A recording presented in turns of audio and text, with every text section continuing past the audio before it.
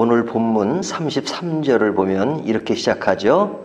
다른 한 비유를 들으라 그러죠. 자, 오늘 말씀이 무엇에 관한 이야기예요? 비유를 들어서 이야기하는 거죠. 비유. 그러면 비유를 처음 듣는 것이 아니라 이미 들은 비유가 있어요. 그런데 그 비유와 좀 다르게 표현한 비유를 얘기한다 이거죠. 그래서 시작이 다른 한 비유를 들으라. 자, 우리가 성경을 볼 때 이런 것들을 좀 조심해서 볼 필요가 있습니다. 자, 그러면 비유를 왜 드시는가? 이 비유가 어디로부터 출발하냐면 예수님께서 예루살렘에 입성하시고 성전을 첩결합니다. 근데 이제 성전 안에 그릇된 지도자들이 있었죠. 대제사장들. 그런 사람들이 잘못된 길을 가는 것을 보고 예수님이 비유를 드셨습니다. 그래서 이미 비유를 들었고 지금 또 비유를 들은 겁니다. 그러니까 그 잘못된 지도자들에 대해서 3번의 비유를 들어요. 그런데 이제 오늘 비유가 2번째 비유인 겁니다. 어제 비유가 뭐였어요? 말을 잘 듣는 아들 이야기.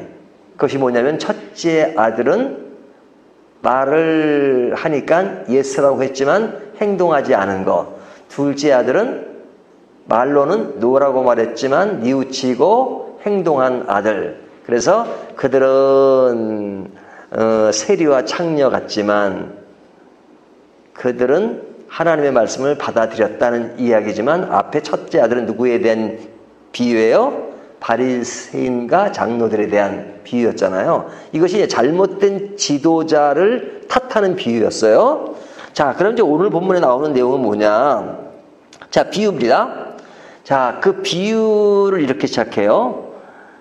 포도원을 만들어 산 울타리로 두르고 거기에 집자는 틀을 만들고 망대를 짓고 농부들에게 새로 주고 타국에 갔더니, 자, 주인은 어디에 갔어요? 타국에 갔다. 외국에 나갔단 말이죠.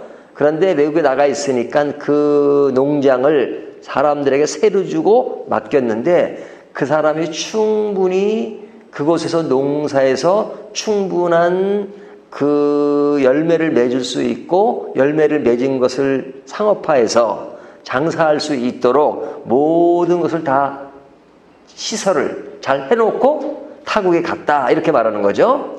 자, 이렇게 가서 이제 때가 되어서 새로 줬으니까 그 새를 받아야 되잖아요. 그러기 위해서 누굴 보내요? 농부를 자기에게 지불할 수 있도록 종을 보내죠. 그래서 종을 보내니까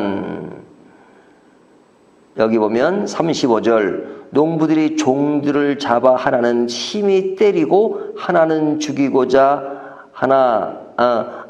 하나는 돌로 쳤거늘. 자, 그 새를 받기 위해서 종을 보냈는데 그 종을 어떻게 했다고요? 이 농부들이 쳐 죽였다 이렇게 말하죠.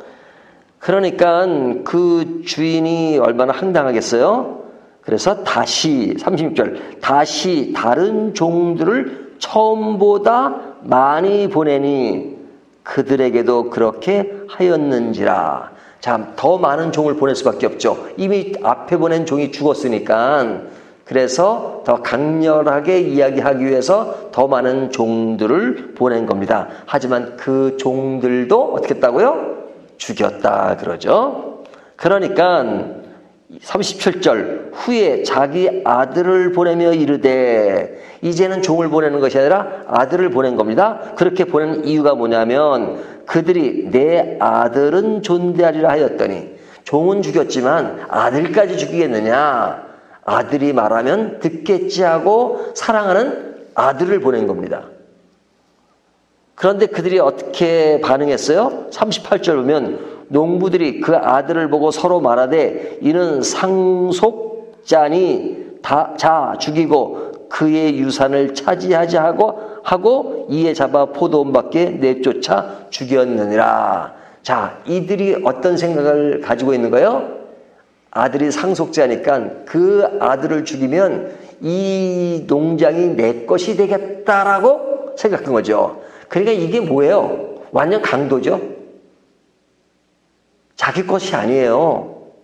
그런데 자기들이 세를 내고 충분히 일할 수 있는, 열매를 맺을 수 있는 그런 여건을 다 마련해 줬으면 그것을 감사하고 제때 세를 내고 그리고 감사해야 되는데, 감사는커녕 종들을 다 죽이고 아들까지 죽이고, 그 죽이는 마음에는 뭐가 서려 있냐면 그 아들을 죽이면 이 농장이 자기 것이 되겠다, 이런 생각한단 말이죠. 그러니까 완전히 나쁜 마음을 품은 거죠. 내 것이 아닌데 내가 독차지하겠다 하는 것이 강도잖아요. 그러니까 아주 나쁜 모습을 보인단 말이죠. 자, 이 사람이 누구예요? 지금 이 종교 지도자들을 이렇게 예수님이 예로 드는 겁니다. 그러면서 예수님이 질문하세요. 그러면 40절, 포도원 주인이 올 때 그 농부들은 어떻게 하겠느냐? 자, 이거 너무 진짜 당연한 답이 나오겠죠? 그러면 주인이 보고, 이것을 보고 가만히 있겠어요? 아들까지 죽였는데. 그러면 그 주인이 어떻게 하겠느냐?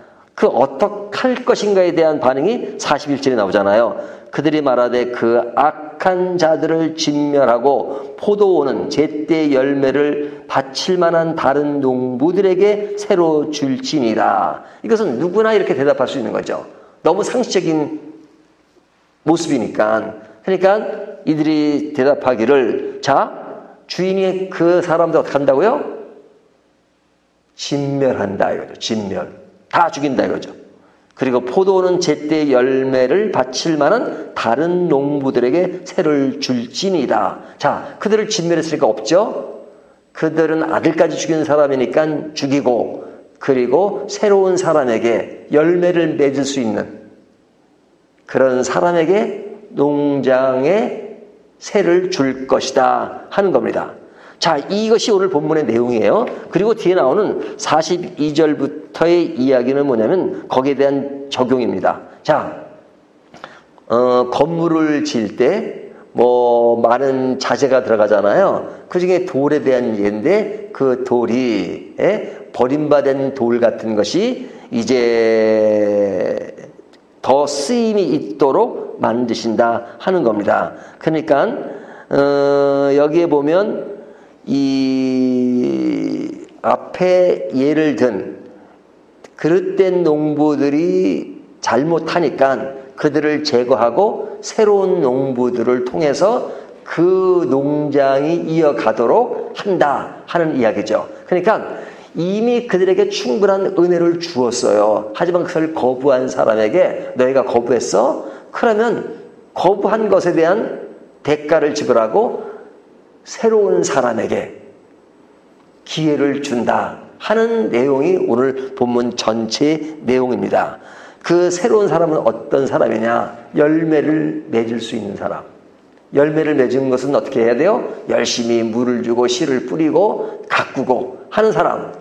근데 원래 그 사람에게 차례가 돌아온 것이 아니었는데 이들이 그릇되게 행하고 그것을 그릇되게 차지하려고 하니까 그들은 없어지고 새로운 사람에게 기회가 되어서 그런 농토를 가지고 충분히 일할 수 있게 되었다 하는 이야기입니다. 자, 그러면 이 말씀 자체는 어렵지가 않잖아요. 하지만 이것이 무엇을 말하는가 하는 것은 우리가 너무너무 쉽게 알 수 있죠. 자, 하나님은 우리를 어떻게 하셨어요? 용서하셨죠. 우리의 죄를 용서하시기 위해서 우리를 보시면서 그 아들을 보내시고 그리고 죄를 용서할 수 있는 기회를 주십니다. 그런데 그것을 끝까지 거부하는 사람들이 있어요. 거부하는 사람들 앞에 하나님은 어떤 모습을 보이시죠? 여기 보면 종들을 보내요. 이 종들을 보냈다는 것은 구약 성경에 계속해서 선자를 보내서 계속해서 메시아가 오실 것이라는 것을 예언하잖아요. 받아들이지 않아요. 그러니까 더 큰 그 선자를 계속 보내서 계속 예언합니다. 그래도 받아들이지 않아요. 그런 사람들에게 예수님을 보내요. 아들 예수 그리스도를 보내서 십자가를 지게 하시고 그리고 그들을 위해서 구원하는 그 아주 놀라운 역사를 행함에도 불구하고 그들이 받아주지 않아요. 자, 그런 예를 지금 드는 겁니다. 그렇다면 하나님은 우리를 살리시기 위해서 오랜 기간 동안 인내하시는 분이세요. 인내를 오랫동안 하십니다. 하지만 분명한 사실은 끝까지는 아닙니다. 우리는 이게 하나님의 사랑을 너무 크게 생각하다 보니까 그냥 끝까지라는 말을 쓸 때가 있어요. 그 끝까지라는 말을 쓸 수가 있어요. 하나님이 사랑하는 백성들에게, 구원받은 백성들에게 끝까지라는 말을 쓸 수는 있어요. 하지만 모든 사람에게 해당되는 건 아닙니다. 자, 하나님은 은혜를 누가 베푼 거예요? 하나님이 베푼 거잖아요. 그래서 끝까지 거부하는 자에게 하나님은 끝까지 기다리지 않습니다. 끝까지 기다리려면 심판이 없는 거예요. 심판이 있어요. 천국과 또 뭐가 있죠? 지옥이 있어요. 지옥이라는 것이 왜 있죠? 하나님이 끝까지 기다리시면 지옥이 있을 수가 없죠. 지옥이 있어요. 하나님은 기다릴 만큼 기다리세요. 하지만 끝까지 거부하는 자에게 하나님은 심판만 주십니다. 심판을 주십니다. 심판만 주시는 게 아니라 심판을 주세요. 왜? 본인이 거부한 거니까. 본인이 거부한 것입니다. 하나님은 이들에게 충분한 것을 주셨어요. 여기 농장을 주실 때 이 주인이 그냥 대충 다 쓰러져 가는 걸 준 게 아니잖아요. 여기 보면 뭐라고 말해요? 산 울타리로 두르고 거기에 즙자는 틀을 만들고 망대를 짓고 농부들에게 세를 주고 타고 갔더니 모든 것을 충분히 다 줬잖아요. 그들이 거부할 수 없어요. 그들이 핑계댈 수 없어요. 충분한 걸 다 줬어요. 그런데 거부했어요. 거부한 사람이니까 결국은 아들까지 죽이니까 진멸하고 그리고 새로운 사람들에게 기회를 준 것입니다. 자, 이것은 하나님에겐 심판이 있습니다. 하나님은 심판하신 분이세요. 하지만 또 기회를 주십니다. 어떤 자에게? 새로운 자에게. 그렇죠? 이스라엘 백성들은 자기들만 구원 얻는 것처럼 생각했죠. 하지만 그들은 예수님을 거부했어요. 그러나 오늘 우리들도 이방인이잖아요. 이방인은 우리에게 복음이 전파될 수 있는 것은 우리에게 기회가 주어졌기 때문입니다. 그러니까 너무너무 감사한 거죠. 우리가 이런 새로운 기회를 얻어서 하나님의 백성이 되었다는 것은 너무너무 감사한 것이죠. 그러니까 이 말씀은 우리에게 굉장히 도전이 되면서도 굉장히 격려가 되는 말씀입니다. 어떤 사람들이 이런 말씀을 들으면 두려워할까요? 하나님을 거부하는 사람들, 또 복음을 받아들이지 않는 사람들은 진짜 겁을 내야 될 말씀입니다. 하지만 이미 복음을 받아들이고 복음 안에 살기를 원하고 복음 안에 살면서 복음이 최고의 기쁨으로 아는 사람은 이런 말씀이 하나의 두려움과 심판의 두려운 메시지가 아니라 너무 희망적인 메시지죠. 너무 감사한 메시지죠. 은혜의 메시지죠. 이것이 우리에게 너무 큰 희소식이잖아요. 자, 지금 이 말씀이 누구에게 주어진 말씀이에요? 성전에서 상업화를 시킨 그릇된 지도자들에게 하는 말씀이잖아요. 하지만 어제 말씀에도 마찬가지처럼 너희들이 거부해서 너희들이 하나님의 손에서 벗어날 수 있다. 하지만 누가 그 자리를 차지하느냐? 너희들이 가장 낮게 생각하는 세리와 창녀들. 어떤 창녀? 어떤 세리? 뉘우친 사람들에게 하나님의 복이 돌아갈 것이다 하는 것을 말씀하고 있잖아요. 정말로 우리가 하나님 앞에 겸손하면서도 하나님 주시는 은혜를 아는 자가 진정 행복한 사람이다 하는 것을 우리가 알고 더욱더 은혜 받은 기쁨을 더 충만하게 나누시는 저와 여러분 되시기를 주님의 이름으로 축원합니다.